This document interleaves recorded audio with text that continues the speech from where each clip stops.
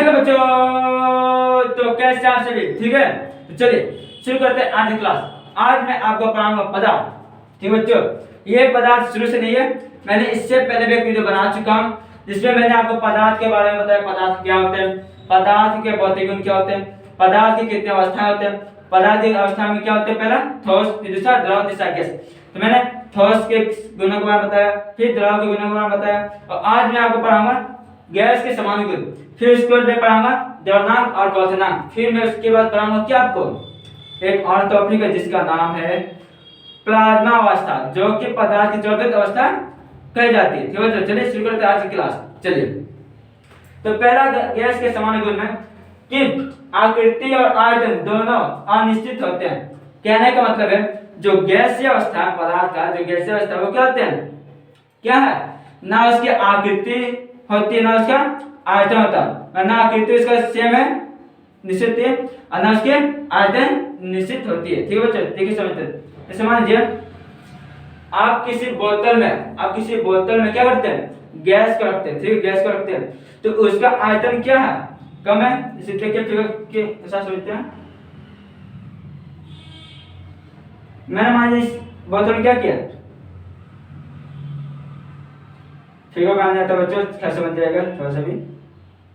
चलिए ठीक है, मान लीजिए ये क्या बोतल है, मैंने इसे क्या किया, गैस को भर दिया। ठीक है, इस बोतल में आपका जो आयतन होगा कम से कम कितना होगा आपका, मान लीजिए 100 मीटर 100 सेंटीमीटर क्यूब होगा 100 बच्चों। चलिए मान लीजिए इस बोतल में आपका 100 सेंटीमीटर क्यूब क्या गैस भरा जाता है। ठीक है, 100 सेंटीमीटर क्यूब गैस भरा जाता है, लेकिन इसमें आयतन क्या होगा 100 सेंटीमीटर क्यूब है। ठीक है, और गैस का शेप कैसा, गैस का शेप आकृति कैसा, जिस आकृति का बोतल से आकृति क्या गैस का होगा। ठीक है, ठीक है। जैसे हम इस ढक्कन को खोलते हैं, ढक्कन क्या करते हैं, खोलते हैं, हमने खोला तो क्या गैस क्या निकलना है, लिखित करेगा गैस क्या निकलेगा।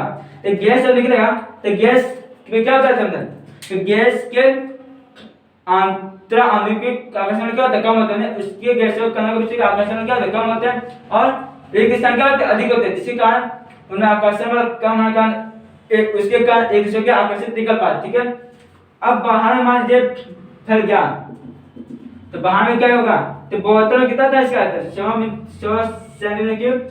अब मान लीजिए बाहर में अब क्या हो गया 1000 सेंटीमीटर क्यूब हो गया। अब देखिए 100 सेंटीमीटर क्यूब से अब क्या हो गया 1000 सेंटीमीटर क्यूब फैल गया गैस, बाहर कितना गैस क्या होगा, ट्रैक नहीं फैलेगा। अब क्यों फैलेगा, ये भी मैंने बताया था कि पदार्थ के कणों में क्या गति होती है, क्या होती है, गति होती है, जिसका तब ये बाहर निकल क्या गैस क्या करने लगा, गति करने लगा। और गति करने के कारण क्या हो गया 100 सेंटीमीटर क्यूब जो था इसका आयतन अब क्या हो गया 1000 सेंटीमीटर क्यूब हो गया। अब हो गया पहला, दूसरा क्या, ये किस शेप पे था, बोतल के आकृति में था, बोतल शेप पे था। जैसे बाहर निकला तो क्या हो गया, वायुमंडल मिल गया, और वायुमंडल का जितना आयतन है ठीक है फैल गया, इधर फैल गया, इधर फैल गया बच्चों, ठीक नहीं है। अब आयतन भी चेंज हो गया और इसका क्या हो गया, आकृति भी चेंज हो गया। अब क्या गोल बन जाएगा, जैसा वायुमंडल उसी आकृति में फैल गया, है ना। तो बच्चों सुपर कहते हैं इसका ना आयतन होता है निश्चित ना आकृति निश्चित। ये जिस आकृति में जाएंगे उस आकृति क्या शेप ये धारण करता, आकृति धारण करता। यदि हम इसको इस गैस को यदि हम बांध दे बैलून में, क्या बैलून को ले लेगा, देखिए आपने बैलून में हवा भरा था, गैस होता है बैलून में हवा भरा तो क्या करता, हवा किसका रूप लेता है, गैस का रूप लेता है, बैलून का। बैलून को जिस आकृति में बनाया गैस भी क्या बनेगा उसी का आकृति का शेप पकड़ गया। मान लीजिए बैलून का आपका लंबा वाला क्या करेगा ये,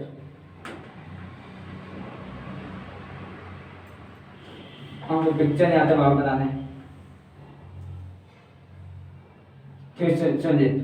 तो इस आकृति का पकड़ेगा बैलून का, बैलून यदि इस आकृति का फैल क्या होगा, इसका शेप क्या रहेगा, गैस का आकृति कैसा हो जाएगा, इस आकृति का हमारे कोई लंबा सा बैलून है,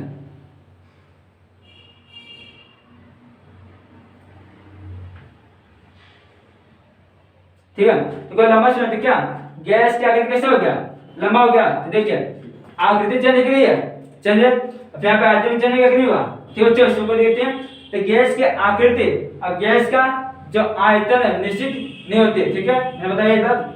इसको को देखते हैं कि गैस की जिस आकृति में रखेंगे उस आकृति क्या करेगा, उसका ध्यान करेगा, रूप क्या करेगा, ध्यान कर लेगा। कि बच्चों को देखते हैं इसमें, चलिए याद करते हैं इसको को देखते हैं ना बच्चों, चलिए।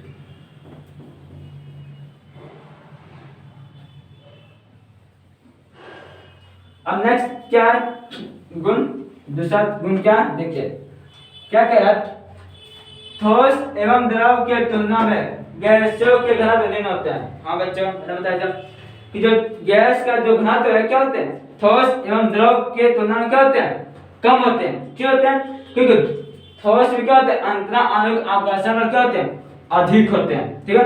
जिसके कारण उसके कण एक दूसरे का बहुत आकर्षित करते हैं और एक दूसरे को बांधे होते हैं, ठीक है। तो देखिए घनत्व क्या बताते हैं, मैंने घनत्व किसे कहते हैं, घनत्व फॉर्म क्या होता है,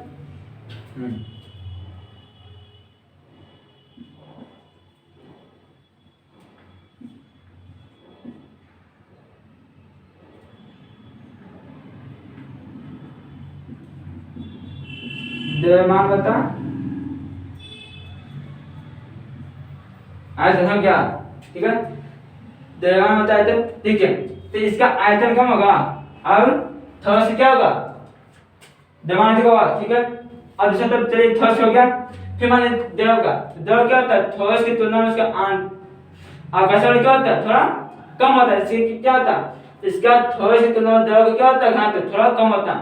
फिर गैस का, गैस में क्या कणों के बीच में आकर्षण कम होने के कारण क्या होता है, इसके कण एक दूसरे से क्या होते हैं, अलग होते हैं, जिसके कारण इसका आयतन क्या हो जाता है, बढ़ जाते हैं। लेकिन द्रव्यमान सेम होता है, इसके कारण क्या होता है, ये इसका घनत्व क्या होता है, कम होता है। यदि द्रव्यमान सेम हो और आयतन अधिक हो तो क्या घनत्व क्या होगा, कम होता जाएगा, ठीक है बच्चों। तो गैसों का मान लीजिए द्रव्यमान सेम होगा, ठीक है, लेकिन इसका आयतन क्या हो गया, बढ़ गया, इसका क्या हो गया, आयतन बढ़ गया, घनत्व क्या हो गया, इसका कम हो गया, ठीक है। समझ आया, चलिए देखिए बता देता हूं। मान लीजिए देखिए कोई देते बच्चों, इसे मान लीजिए कोई ठोस पदार्थ है, कोई ठोस है, मान लीजिए उसका जो द्रव्यमान कितना है, 10 kg, द्रव को मान लीजिए 10 kg। गैस का क्या हो गया आपका 10 kg, देखिए आयतन मान लीजिए इसका कितना है,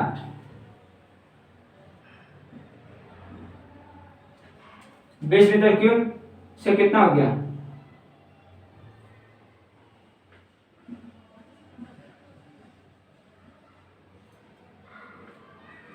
25 मीटर क्यूब। ऐसे क्या हो गया,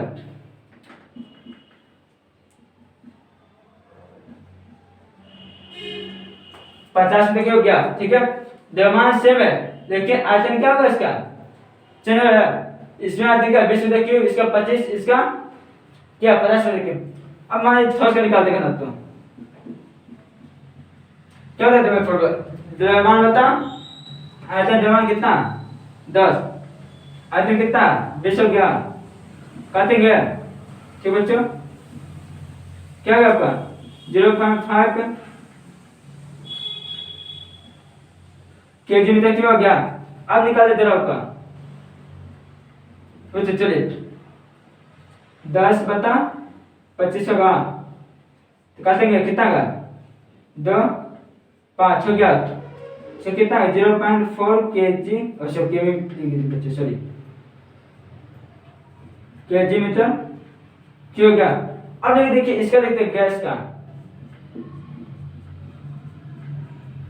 गैस है तो गैस का कितना द्रव्यमान 10 kg,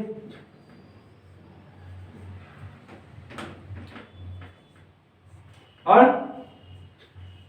आयतन काटेंगे,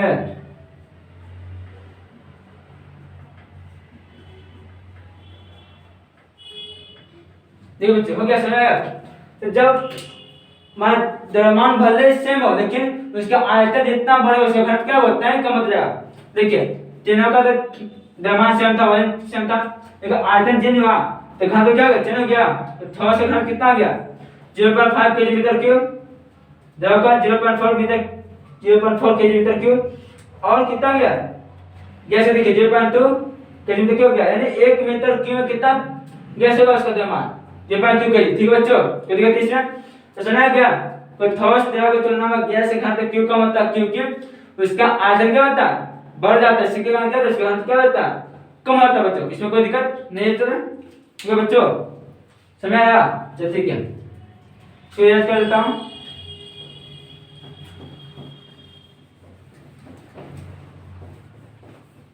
चलिए अब नेक्स्ट टॉपिक क्या आपका देखते हैं।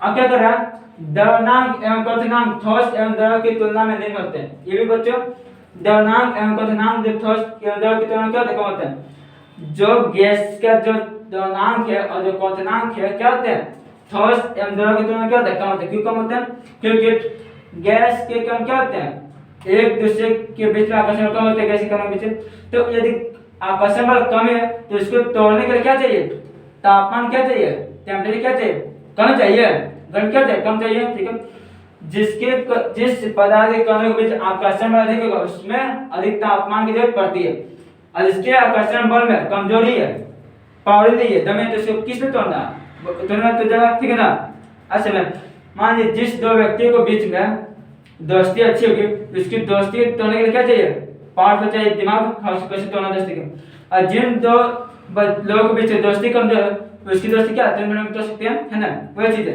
तो ठोस के कणों में क्या दोस्ती ज्यादा होती है, ठीक है, द्रव के बीच में ठोस से थोड़ा कम होती है दोस्ती, लेकिन गैस के कणों के बीच में क्या होती है दोस्ती बहुत ही कम होती है। ठीक है, तो इसको तोड़ने के लिए क्या चाहिए हमको अधिक तापमान की जरूरत नहीं पड़ती बच्चों। ठीक है, समझ आ गया?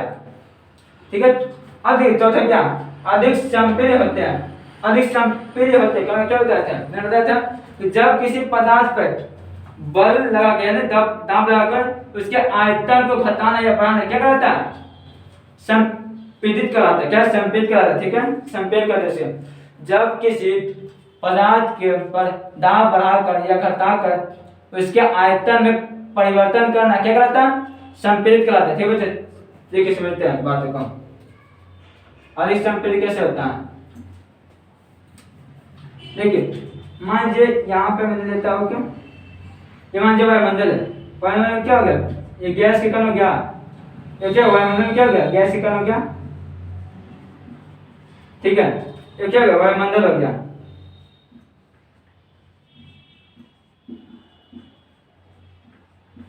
वायुमंडल हो गया, ठीक है, वायुमंडल में क्या गैस है। अब मैं इस गैस को क्या करता हूँ इस बोतल में भरता हूँ। बच्चों मैं क्या इस बोतल में भरता हूँ वायुमंडल से, मान लीजिए इस वायुमंडल में इसका आयतन कितना हो गया 100 सेंटीमीटर क्यूब है। अब मैं इस गैस को क्या करता हूँ इसमें ट्रांसफर करता हूँ, इसमें डालता हूँ। ठीक बच्चों, इसमें डालता हूँ। इस बोतल का कितना आयतन मान लीजिए 50 सेंटीमीटर क्यूब हो गया। ठीक है, तो मैंने इस पे क्या बल लगाकर इस गैस को क्या किया मैंने इस बोतल में क्या कर दिया मैंने भर दिया। इस बोतल में जब कण बोतल में आ गया तो इसका क्या होगा आयतन 5 दिख रहा था थोड़ा।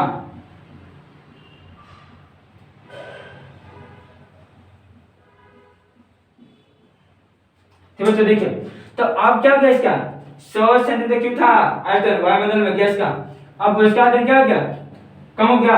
अब इसको बोतल में भर कितना हो गया इसका आयतन 50 सेंटीमीटर क्यूब हो गया। हाँ, तो इससे क्या कहते हैं संपीड़ित कहते हैं। जब हम किसी पदार्थ पर दाब बढ़ाकर या घटाकर उसके आयतन में परिवर्तन करते हैं कहते हैं संपीड़ित कहते हैं, संपीड़ित कहते हैं या संपीड़ित कहते हैं। ठीक है, तो गैस में अधिक संपीड़ित होने की ताकत होती है। क्यों होती है देखिए, क्योंकि इसके बीच में क्या होता है रिक्त स्थान अधिक होते हैं। जिस पदार्थ में रिक्त स्थान अधिक होते हैं उसके पे बल लगाकर उसके आयतन क्या करते हैं उसके कणों क्या करते हैं एक दूसरे के पास ला सकते हैं। ठीक है, अब देखिए यहाँ पे रिक्त स्थान अधिक था। ठीक है, हमने दाब लगाया तो क्या हो गया, अब यहाँ पे देखिए दाब लगाया तो बोतल का क्या था आयतन कम था, तो जब इसमें मैंने गैस को भरा इसके कण क्या हो गया दूसरे पास आ गया। देखिए नहीं रिक्त स्थान क्या हो गया खत्म हो गया। क्या बच्चों कैसे होता है, क्या आपने कभी देखा होगा हॉस्पिटल अस्पताल में जो ऑक्सीजन सिलेंडर आता है पता है उस ऑक्सीजन सिलेंडर पता किस अवस्था में होता है? ऑक्सीजन द्रव अवस्था में होता है। क्यों होता है? क्योंकि उसका जो आयतन है क्या होता है? बहुत कम होता है। द्रव्यमान अधिक होते हैं लेकिन आयतन क्या होते हैं? कम होते हैं। और कम होने का क्या होता है? द्रव अवस्था में होते हैं। ठीक बच्चों, किस अवस्था में होते हैं? द्रव अवस्था में होते हैं। ठीक है, क्यों? कुछ क्या कहता है? संपीड़ित कहता है। मैंने बताया जैसे ऐसे होता है उसमें भी ऑक्सीजन को लिया वायुमंडल से किसने ट्रांसफर कर दिया? सिलेंडर में। और सिलेंडर के आयतन कम होने का क्या होता है? एक दूसरे के साथ कण आने लगते हैं, फिर सत्य से दूसरे किस अवस्था में आते हैं? द्रव अवस्था में आते हैं। ठीक है, यदि गैस के कण एक दूसरे के सटीक हो जाए, प्राणिक बन जाए और उसका आकर्षण बल क्या हो जाए? अधिक हो जाए, तो क्या किस अवस्था में आएगा? वो द्रव अवस्था में आएगा। किस अवस्था में आएगा? द्रव अवस्था में। ठीक बच्चों, समझ आ गया द्रव अवस्था? चलिए सबको देखते हैं। तो अधिक संपीड़ित होते हैं तो मतलब क्या? जब हम गैस पर क्या करते हैं? क्या पदार्थ क्या है? गैस पर कहते हैं। तो गैस पे जब हम अधिक दाब लगाते हैं उसको, उसके आयतन का परिवर्तन करते हैं। क्या करते हैं? हम संपीड़ित कराते हैं। ठीक है, यहाँ पर संपीड़ित हो गया, देखिए आयतन चेंज हुआ, दाब बढ़ाकर। ठीक बच्चों, तो क्या संपीड़ित कोई दिक्कत नहीं इसमें। चलिए अब बात करते हैं यहाँ पे।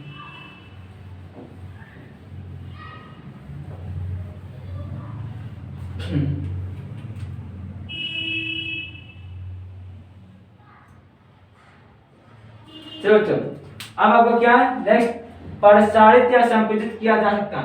अब देखिए मैं बताया था इसमें कि प्रसारित या संकुचित, जब हम किसी पदार्थ को गर्म या ठंडा कर उसके कणों में क्या गति लाते उसे कहते हैं प्रसारित या संकुचित कहते हैं। ठीक है, उसके आयतन में परिवर्तन करना, यानी आयतन में परिवर्तन। देखिए आयतन में जो परिवर्तन होता है, पहला दाब को बढ़ा के घटाकर, तो उस आयतन के परिवर्तन क्या कहेंगे? संपीड़ित कहेंगे। ठीक है, जब तापमान यानी गर्म क्या गर्म में ठंडा करके उसके कणों में क्या होते हैं? कणों के आयतन को बढ़ाते घटाते उसे क्या कहेंगे? प्रसारित या संकुचित। प्रसारित क्या होता है? आयतन को बढ़ाना, और संकुचित मतलब आयतन को घटाना। ठीक बच्चों, समझिए कैसे? जैसे मान लीजिए कैसे होता है, समझिए बात।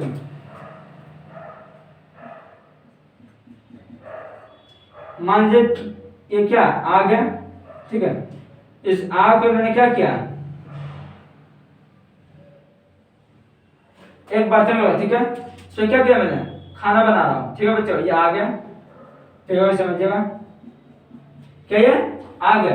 ये बर्तन में खाना देखते हैं, तो जब भी कहीं पे भोजन बनता है, खाना बनता है, तो जब गर्म होता है खाना तो क्या देखते हैं? दूर तक आपको महक सुना देता है। जैसे मान यहाँ पे एक बालक है। ठीक है, यहाँ पे परिवार, तो इसका सुगंध क्या बालक के नाक जाएगा, सुगंध नाक जाता, सुनता क्या खाना बना। ठीक बच्चों, ऐसे क्यों होता है? क्यों? जब हम किसी पदार्थ गर्म करते तो उसके अंदर जो महक होती है, महक क्या होती है? उसका आयतन क्या होता है? बढ़ने लगता है। क्या होता है? बढ़ने लगता। आप क्या बताते हो ना कि पदार्थ के कण क्या गति होता है, और गति किसी का है? तापमान, गर्मी का, गर्म हुआ। तो जैसे भोजन बनता है गर्म होता है, गर्म होने का क्या होता है? सुगंध क्या होता है? फैलने लगता है, उसका आयतन क्या होता है? बढ़ने लगता है। ठीक है, चौथी क्या होता है? उसका आयतन बढ़ने लगता। तो आयतन बढ़ने का क्या होता? क्या होता? प्रसारित होने लगता। क्या है? प्रसारित करते हैं ना, फैलने लगता। इसे क्या कहते हैं? प्रसारित करते कहते हैं प्रसार। तो गैसों का तो प्रसार होने की गुण होता है। ठीक है, समझ गया? देखते हैं कहीं पे आप अगरबत्ती जलाते हैं, अगरबत्ती जब जलाते हैं तो क्या क्या होता है? उसका कारण फैलने लगता है। किसी का तापमान, टेम्परेचर का क्या गति करने लगता। जिसके कारण क्या हमको दूर रखा अगरबत्ती से भी महक हमको हमारे नाकों तक आ जाता है। ठीक है बच्चों, ठीक है। अब देखते हैं, और जो ठंडा जो भोजन था, ठंडा भोजन का महक आपके कान तक कान के नाक तक आता बच्चों? नहीं आता। क्या आता? क्योंकि जब ठंडा हो जाता तो इसका जो कण क्या होते हैं? संकुचित हो जाते हैं। क्या होते हैं? संकुचित, यानी एक जब क्या समझ जाते हैं। ठीक है, तो कोई प्रश्न पूछेगा कि जब हम भोजन बनाते हैं तो भोजन बनाते समय दूर दूर तक सुगंध क्यों फैलता? क्यों फैलता? क्योंकि पदार्थ के कणों के में क्या होते हैं? गति होती है, गतिशील होने की प्रवृत्ति होती है। ठीक है, और जब हम उसको क्या करते हैं? गर्म करते हैं, तो गर्म करने के बाद क्या उसके कणों में क्या होते हैं? गति होती है। गति होने का क्या होता है? वह धीरे धीरे फैलने लगती है, यानी प्रसारित होने लगते हैं, जिसके कारण क्या हमें महक सुनाई देती है। ठीक बच्चों, कोई दिक्कत इसमें नहीं है? बता दिया मैंने। तो भोजन हो गया, कोई भी ऐसा पदार्थ जिसमें क्या महक हो, उसको जैसे आप क्या क्या करें, गर्म करें तो क्या होगा, महकेगा, क्या होगा, महकेगा, सुगंध देगा। ठीक है बच्चों, चलिए सुगंध देखती है। अब क्या होता है, छठा नंबर, विषित होने की प्रवृत्ति पाई जाती है। देखिए विषित क्या होता है ना, जब गैस का एक कण किसी दूसरे गैस के कण में क्या करना, प्रवेश कर जाना, क्या करता है, विषित कराता है। ठीक है, जब किसी गैस का एक कण किसी अन्य गैस के कोने में क्या होता है, विषित हो जाता है, मतलब मिल जाना, क्या करता है, विषित कराता है, विसंगत। चलिए देखिए, मान लीजिए वायुमंडल है, मान चलिए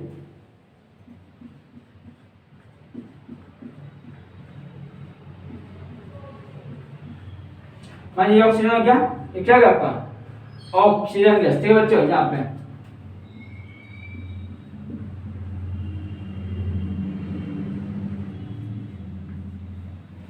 ये आपका नाइट्रोजन गैस। ठीक है बच्चों, ठीक है चलिए, अब मैंने इस दोनों गैस को क्या कर दिया, आपस में मिला दिया, यहाँ पे गैस बन गया, गैस का मिश्रण बन गया।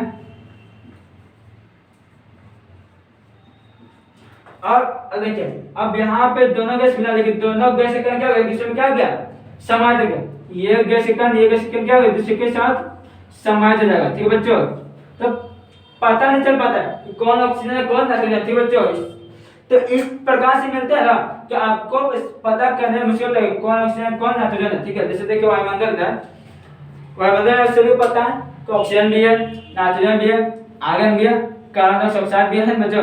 तो देखिए, तो एक कण गैस के एक कण अन्य गैस के कण में क्या कर गया, प्रवेश कर गया। ठीक है बच्चों, देखिए हमारा नाक क्या करता है, शुद्ध ऑक्सीजन लेता, ऑक्सीजन के साथ क्या कुछ अन्य गैसों को भी लेता, जैसे नाइट्रोजन को भी लेता।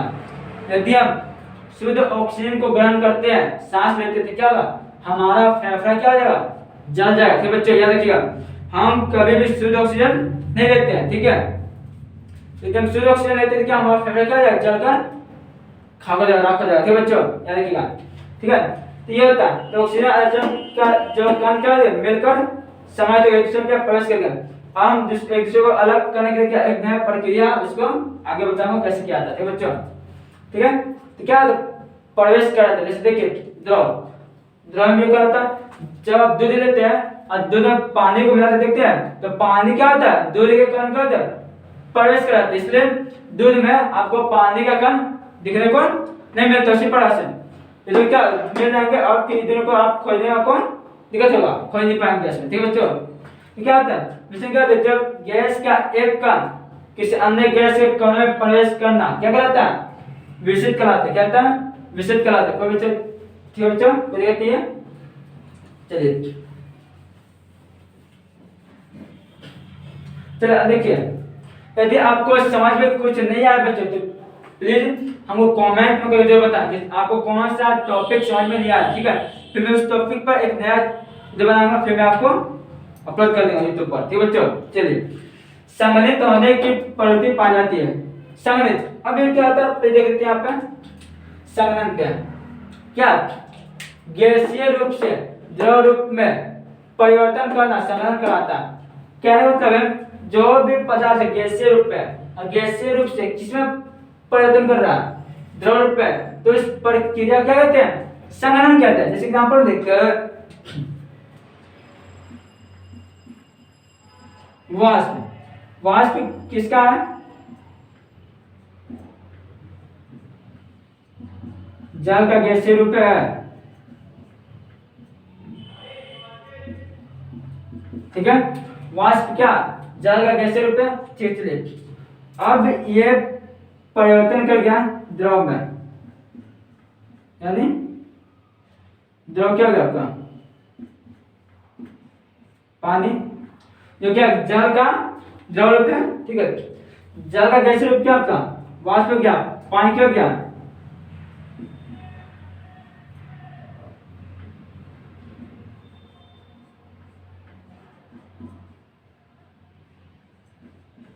हो गया।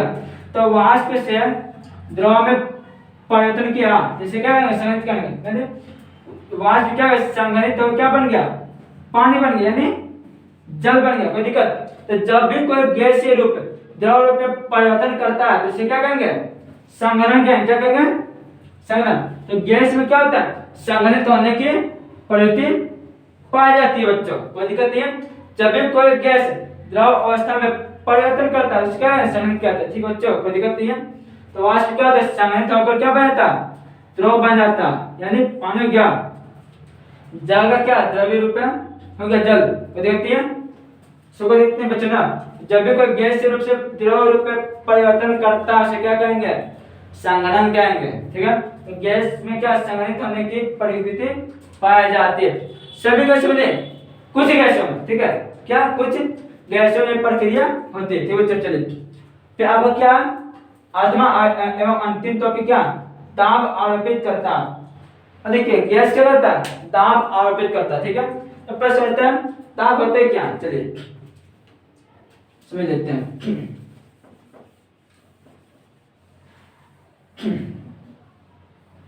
देखिए गैस के दाब प्रति एकांक क्षेत्रफल पर गैस के कणों द्वारा आरोपित बल गैस का दाब कहलाता है। अब देखिए गैस का दाब, अब देखिए आप, मैंने ठोस और द्रव में ये नहीं बताया, लेकिन गैस में मैंने बताया, क्यों बताया, दाब बताता हूँ। प्रति एकांक क्षेत्रफल पर गैस के कणों द्वारा आरोपित बल गैस का दाब कहलाता है। समझिए क्या है, मान लीजिए मैंने क्या कंटेनर लिया, ठीक है, इसमें मैंने क्या किया, गैस को भरा, क्या किया मैंने, गैस को भरा, ठीक है। अब गैस को मैंने क्या किया,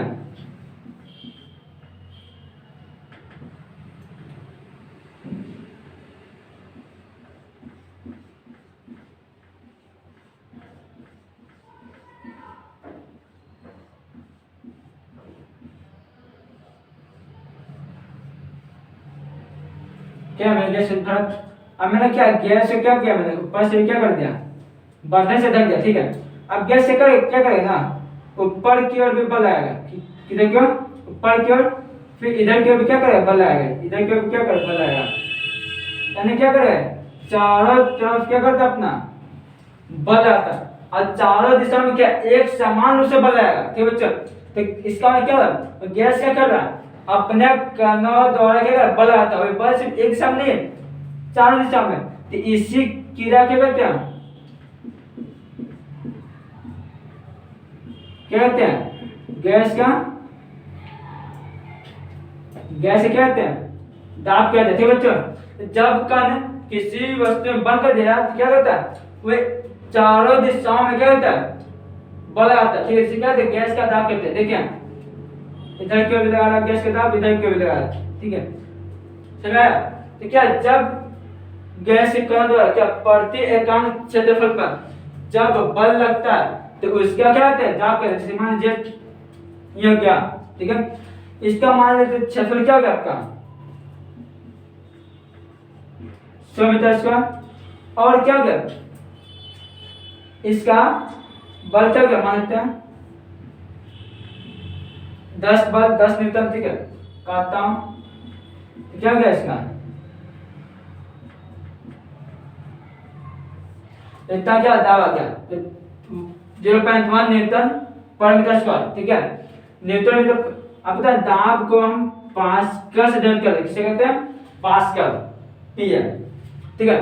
तो क्या गैस दाब, तो गैस दाब क्या होता है, जब भी कोई वस्तु अपने क्षेत्रफल पर क्या अपना बल आता है तो प्रति एकांक क्षेत्रफल जो बल लगता है उसे क्या कहते हैं, दाब कहते हैं। तो देखिए 1 मीटर स्क्वायर पर कितना बल लग रहा है, 0.1 न्यूटन लग रहा है, ठीक है, समझ आ गया। तो देखते हैं बच्चों कैसे दाब में ना, इसमें मैं देखिए काट से बताते हैं। देखिए यहाँ पे इसमें देखिए दाब सबसे बड़ा इंपॉर्टेंट चीज है, दाब। देखिए दाब क्या बताता हूँ मैं, मान लीजिए एक मैंने क्या किया, पुस्तक लिया, ठीक है, मान लीजिए पुस्तक की चौड़ाई कितना 12 सेंटीमीटर, लंबाई कितना, मान लीजिए करते 15 नहीं 25 करता हूँ, ठीक है, चलिए 25 कर दिया, ठीक है। मैंने एक बार ऐसा रखा वस्तु को, ठीक है, तो क्या देखिए जैसे मान लीजिए तो कॉपी हो गया, ठीक है। तो इसका मान लीजिए चौड़ाई कितना हो गया कितना बच्चों 12 हो गया 12 ठीक है। लंबाई कितना हो गया 25 हो गया। तो मैंने चौड़ाई कितना हो गया 12, लंबाई कितना हो गया 25 ठीक है। तो मैंने कॉपी को इस प्रकार से रखा ठीक है, इस प्रकार से मैंने रख दिया इसको ठीक है। लेकिन इसका दाब क्या होगा, मान जब पहले निकालेंगे आयत का क्षेत्रफल क्या, तो आयत का क्षेत्रफल क्या होगा आपका, मान लीजिए क्या होगा एलएमपी क्या होता है, यानी 12 × 25 कितना बचा बच्चों 300 सेंटीमीटर हो गया स्क्वायर।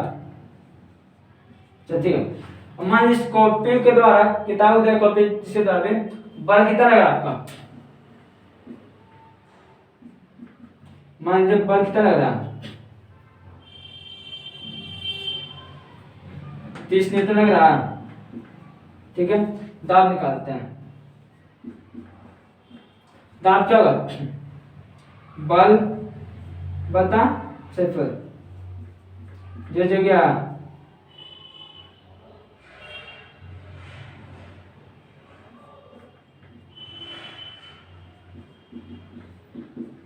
0.1 न्यूटन मीटर हो गया। देखिए अब मैंने जब कॉपी में जब मैंने इस प्रकार से रखा तो दाब कितना है 0.1 न्यूटन मीटर से हो गया समझो।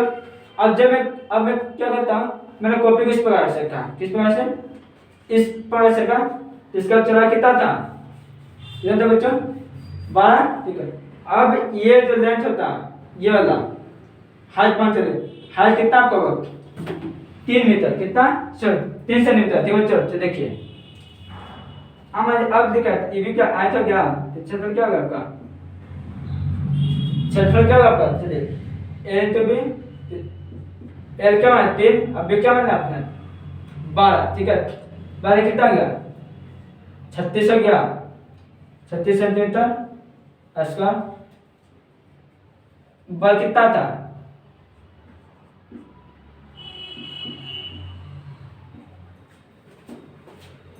30 न्यूटन था।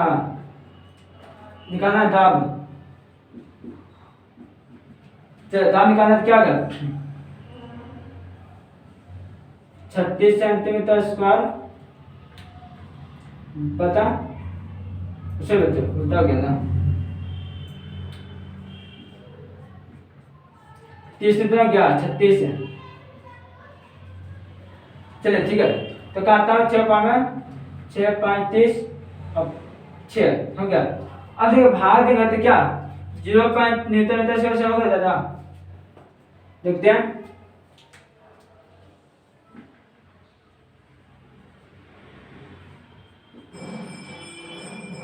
चलिए इतना मान लीजिए आपका एक्स देखिए तो 0.1 न्यूटन मीटर पर स्क्वायर था, यहाँ पे 0.8 न्यूटन मीटर पर स्क्वायर हो गया। देखिए तो कॉपी वही है, बल कितना 30 न्यूटन लग रहा था, लेकिन यहाँ पे क्या क्षेत्रफल चेंज हुआ तो आपका क्या हो गया दाब क्या हो गया तो दाब क्या होता है, मतलब किसी पदार्थ किसी वस्तु का बल सेम हो तो उसका क्षेत्रफल क्या हो चेंज होगा, क्या उसका दाब क्या होगा चेंज होगा ठीक है। तो क्या होता है गैस से क्या करता है, गैस क्या करता है दाब आरोपित करता है बच्चों को देती है। चलिए यहाँ तक आपको समझ में आया बच्चों ठीक है। देखिए किसी भी प्रकार का आपको दिक्कत हुआ हो बच्चों तो मुझे बताइए ठीक है बच्चों। चलिए अब मैं आपको आगे लेकर चलता हूँ द्रव्यमान एवं क्वथनांक पर बच्चों ठीक है। चलिए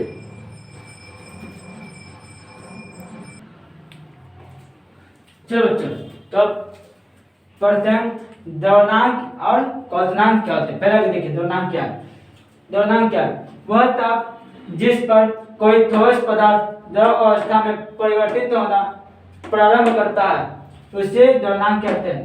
कहने का मतलब जो कोई ठोस रूप में है, जो पदार्थ क्या ठोस रूप में ठोस अवस्था में ठीक है ठोस अवस्था में और उसको इतना गर्म इतना तापमान क्या गया जिस तापमान पे क्या करना हो शुरू कर दिया द्रव अवस्था में क्या करना शुरू कर दिया चेंज होना परिवर्तन करना शुरू कर दिया उसे क्या कहेंगे तापमान क्या कहते हैं, तापमान क्या कहते हैं द्रव्यमान क्या है। चलिए देखिए फिर से बताता बच्चों थोड़ा सा भी गड़बड़ा गया ठीक है। देखिए जब कोई ठोस पदार्थ को जिस ताप पर गर्म करते हैं और जिस ताप पे क्या ठोस से द्रव रूप में चेंज करना परिवर्तन करना शुरू कर देता तो इस ताप क्या कहेंगे, क्या कहेंगे, द्रवनांक कहेंगे। समझे, जैसे कि देखिए मान लीजिए बर्फ है, क्या बर्फ है, ठोस है,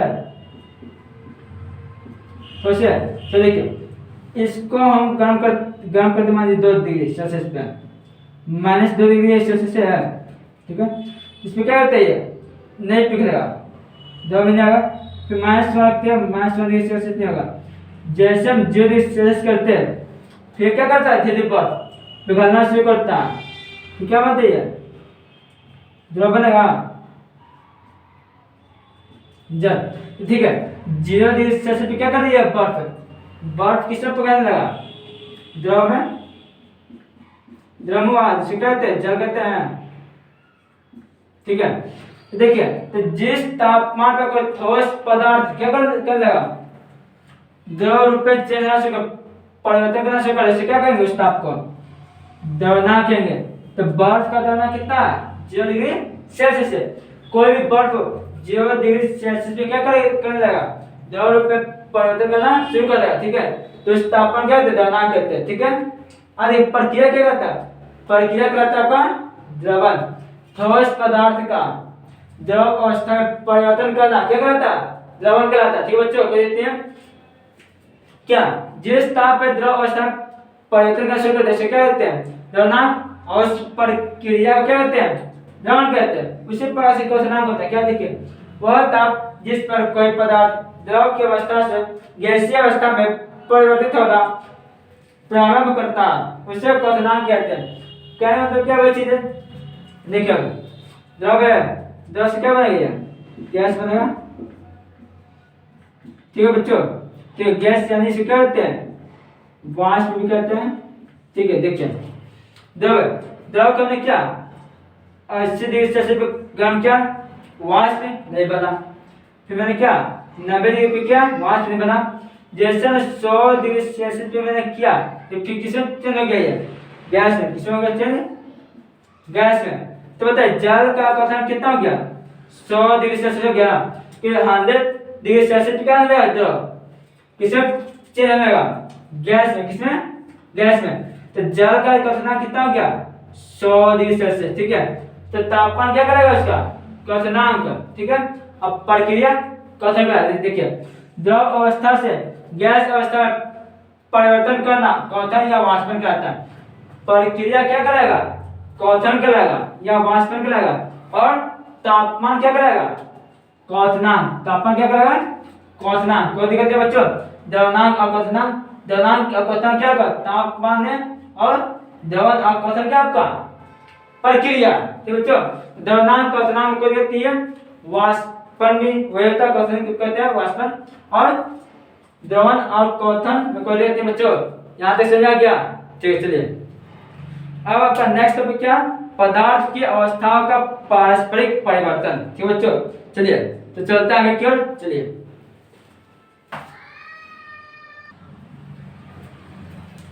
चलो बच्चों अब देखता हूं पदार्थ की अवस्थाओं में पारस्परिक संबंध। कहने का मतलब है कोई भी पदार्थ है, ठीक है, तो इसका रूप किस प्रकार से चेंज होता है सभी अवस्थाओं में। चलिए देखिए, बात करता हूं पहला ठोस द्रव गैस। जब कोई पदार्थ क्या ठोस अवस्था में, ठीक है, ठोस अवस्था में, जब मैंने ठोस अवस्था गर्म किया तो गर्म करने के बाद किसमें चेंज होगा, फिर द्रव अवस्था में। फिर जैसे मैं द्रव अवस्था को गर्म किया फिर किसमें चेंज हो गया, गैस अवस्था में, ठीक है बच्चों। अब ठोस से द्रव अवस्था में कब चेंज होगा, जब उस पदार्थ का द्रव्यमान क्या हो, उसका द्रव्यमान तक द्रव्यमान आ जाए, ठीक है। पता है द्रव्यमान क्या होता है, वह तापमान जिस पर कोई ठोस पदार्थ यानी ठोस अवस्था से द्रव अवस्था परिवर्तन करना शुरू कर दे, उसे क्या कहते हैं, द्रव्यमान कहते हैं। तो जब भी कोई ठोस पदार्थ है उसका द्रव्यमान प्राप्त हो गया, उसका तापमान क्या इसमें चलने लगेगा, द्रव में। अब कब होता है, ये गर्म करने पर। जैसे मान लीजिए बर्फ है, तो बर्फ का द्रव्यमान कितना होता है, 0 डिग्री सेल्सियस होता है, ठीक है। 0 डिग्री सेल्सियस से तापमान मिल गया, फिर क्या बर्फ किस में चेंज हो जाएगा, जल में, है कि नहीं है, ये क्या द्रव अवस्था, ठीक है। तो अब बर्फ से क्या हो गया, जल बन गया, या ठोस से द्रव बन गया, कब, गर्म करने पर, ठीक है बच्चों। अब देखिए जल, अब जल से गैस यानी वाष्प कब बनेगा, वाष्प, ठीक है। अब जल, जल का क्वथनांक कितना होता है 100 डिग्री। जैसे जल का तापमान 100 डिग्री सेल्सियस प्राप्त कर लिया, फिर जल किस में रहेगा, वाष्प यानी गैस की ओर, कब होगा, गर्म करने पर, तो बच्चों तो जैसे अब देखिए बल को द्रव्यमान मिला तो किस में चेंज हो गया, जल या द्रव में। फिर जैसे द्रव को 100 डिग्री सेल्सियस क्वथनांक मिल गया, वो किस चेंज हो गया, वाष्प में चेंज हो गया, वाष्प में। तो ये थे बच्चों, ठीक है। तो ये क्या हो गया, पदार्थ की अवस्था में पारस्परिक संबंध कैसे कैसे चेंज होता है, ठोस से द्रव, द्रव से गैस। फिर देखिए अब यहाँ पे एक और दिया पॉइंट होता है कितना, गैस से द्रव, द्रव से ठोस की ओर। अब गैस से द्रव, द्रव से ठोस की ओर कैसे चेंज होता है, अब देखिए इसको मैं क्या करता हूँ, करता हूँ पहले क्या हो गया, अब सुनिए पहले बर्फ से द्रव, द्रव से गैस कैसे चेंज हुआ, इसे देखिए ठोस से द्रव, द्रव से गैस, बर्फ से जल, जल से गैस, द्रव्यमान से फिर क्या क्वथनांक से, और गैस में कोई अवस्था नहीं जो चलेगा, ठीक है। अब आता मैं वापस लेके इसको एरो को,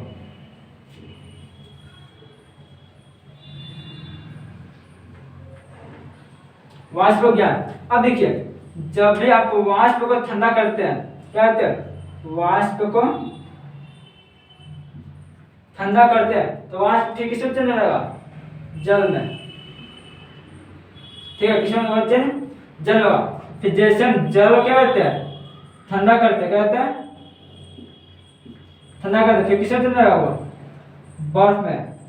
देखते हैं फ्रिज में जब जल को रखते हैं, द्रव को रखते हैं तो क्या होता है, वह जम जाता है, फिर जम के किसमें आ जाता है, वो बर्फ में होता है। क्यों, क्योंकि जल का तापमान क्या होता है, टेम्परेचर क्या होने लगता है, कम होने लगता है, और कम होने के कारण वो क्या होने लगता है, बर्फ अवस्था में आता है, किसमें आता है, ठोस की अवस्था में वो आ जाता है, ठीक है बच्चों। इसको कोई दे दिए, देखिए वाष्प से द्रव में चेंज होना क्या करता है, संघनन बताते हैं,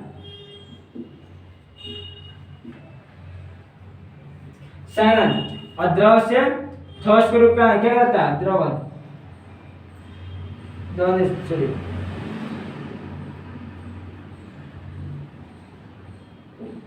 जमना, ठीक है। गैस से द्रव के रूप में क्या है, संघनन, और द्रव से ठोस के रूप में क्या करता है, जमना, द्रव का जमना, ठीक है बच्चों, इतना रखिएगा। इसमें कोई देती है ठोस द्रव गैस, और गैस द्रव ठोस में, ठोस से द्रव, द्रव से गैस कब जब गर्म किया जाएगा, और गैस से द्रव, द्रव से ठोस कब होते हैं, जब उसे ठंडा किया जाएगा, ठीक है बच्चों। इसमें किसी भी प्रकार की दिक्कत नहीं है, चलो बच्चों हो गया, तो हो गया बच्चों। अब एक और पॉइंट है जिसका नाम क्या है, चतुर्थ अवस्था, जो मैंने बताया था शुरुआत में, पदार्थ की प्लाज्मा अवस्था, तो इसके बारे में आज मैं आपको फिर बताता हूँ, ठीक है। चलिए तो इसके बाद आपको क्या टॉपिक, ये पूरा चैप्टर आपका समाप्त हो जाएगा, और इस चैप्टर को पूरी तरह से समझने के लिए आपको फर्स्ट और सेकंड दोनों वीडियो देख लीजिए बच्चों, ठीक है। तो आपको क्लास 9 का पूरा चैप्टर आपको कंप्लीट हो जाएगा पदार्थ का, ठीक है बच्चों। चलिए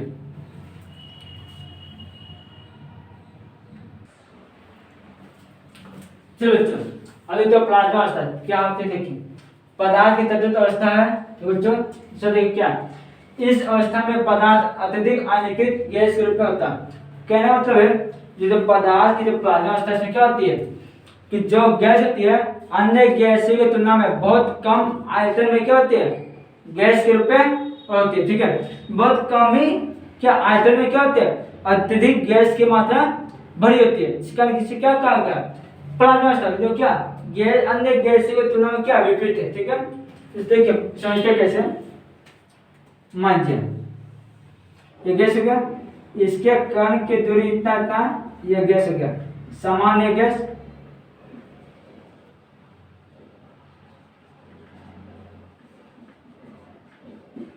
ये क्या बचे, सामान्य गैस हो गया, ठीक है। जिसके कणों के बीच क्या अत्यधिक एक स्थान में गया दूरी है, ठीक है।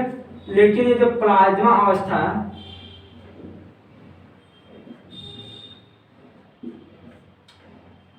प्लाज्मा और इसमें क्या होता है, गैस के कणों के बीच में रिक्वेशन क्या होता है, बहुत ही कम होते हैं, यानी आकर्षण में क्या होते हैं, अत्यधिक होते हैं। लेकिन दूरी कम होने के बावजूद रिक्त स्थान कम होने के बावजूद क्या ये गैसीय अवस्था में, किस अवस्था में, गैस की अवस्था में, इसलिए इस गैस की अवस्था क्या कहता है, प्लाज्मा अवस्था कहता है। ठीक है बच्चों, समझ आया?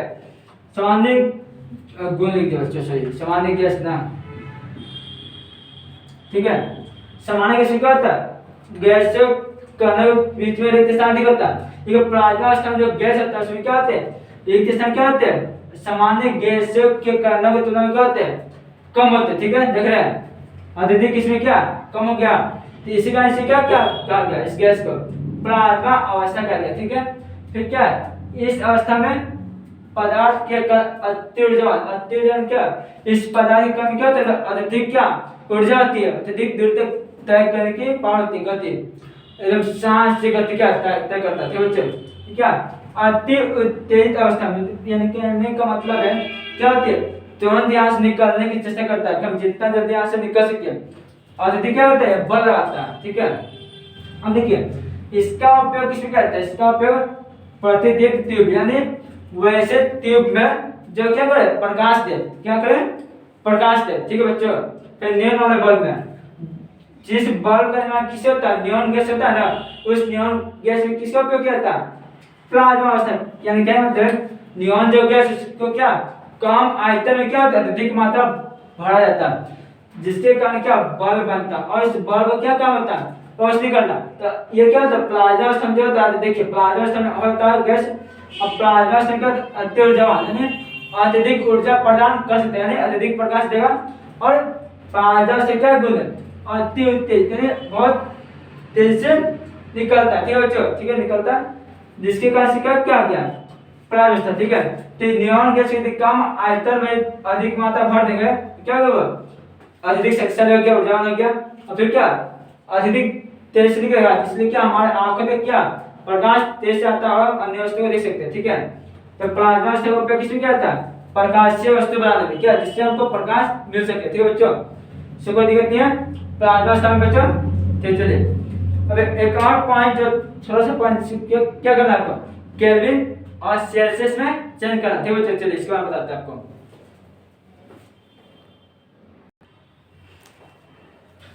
चलो बच्चों, यहाँ पे पढ़ना क्या, डिग्री सेल्सियस से केल्विन में परिवर्तन और केल्विन से डिग्री सेल्सियस में परिवर्तन। ठीक है बच्चों, हमेशा आप एक चीज याद रखिएगा, क्या होता है 0 डिग्री सेल्सियस पर कितना होता है, 273.15 केल्विन। ठीक है, क्या होता है 0 डिग्री सेल्सियस पर कितना, 273.15 केल्विन होता है। ठीक है, अब प्रश्न ये रहेगा, ये हमेशा याद रखिएगा। ठीक है, अब प्रश्न करेगा कि 100 डिग्री सेल्सियस बराबर कितना केल्विन। ठीक है, देखिए यहाँ पे क्या कहा, 100 डिग्री सेल्सियस बराबर कितना केल्विन, तो बस जागृति करता है, पहले लेना है 273 मान चलिए। ठीक है, 0.15 डिग्री होती है, 273 ले सकते हैं। अब इतना डिग्री सेल्सियस बोला उतना क्या करना आपको, 273 में क्या करना है, जोड़ देना, यानी ऐड कर देना, बस ऐड कर लीजिए, क्या होगा आपका 373 केल्विन आ गया आपका।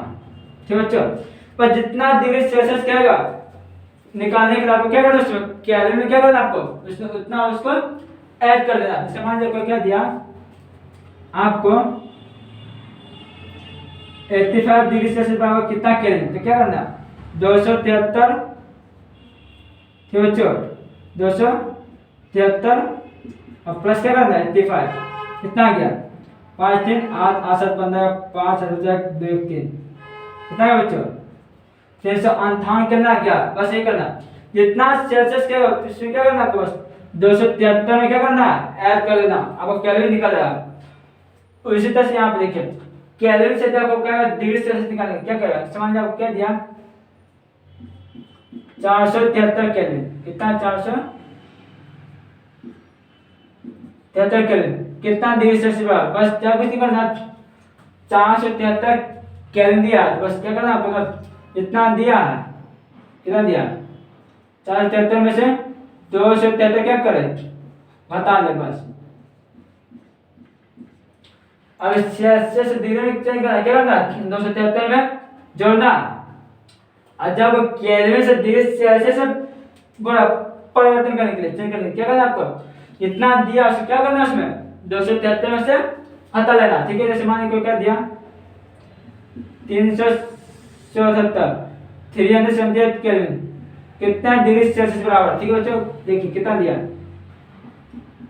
378 दे दिया, 378 केल्विन माइनस कितना है 273 करना बस, कितना गया 8 3 गया, कितना बचा 5 7 7 गया 0, 105 डिग्री सेल्सियस हो गया बच्चों। चलिए तो बस आपको यही करना है बच्चों, कोई दिक्कत नहीं है। ठीक है, चलिए तो अब यहीं पे आपका क्लास समाप्त होता है बच्चों। आपका क्लास 9 का पदार्थ चैप्टर मैंने पूरा पढ़ा दिया, और थोड़ा सा इसमें त्रुटियां भी होंगी क्योंकि ये मेरा फर्स्ट क्लास है। ठीक है, पदार्थ का ऑनलाइन, ऑफलाइन तो मैंने 3-4 बार चुका हूँ, लेकिन ये क्या मिला ऑफलाइन क्लास नहीं है, ये ऑनलाइन है। ठीक है, तो ऑनलाइन में कुछ दिक्कतें होती हैं, और कुछ बोर्ड पर लिखने में टाइम इसलिए बच्चों की थोड़ा त्रुटियां होती हैं। तो बच्चों चलिए, तो आप फर्स्ट वीडियो और सेकंड वीडियो देख लीजिए बच्चों, और हमें बताइएगा कि वीडियो में आपको पढ़ा कैसा लगा, और हमें कमेंट जरूर करके बताएं बच्चों। ठीक है, चलिए तो लेते हैं अलविदा, जय हिंद।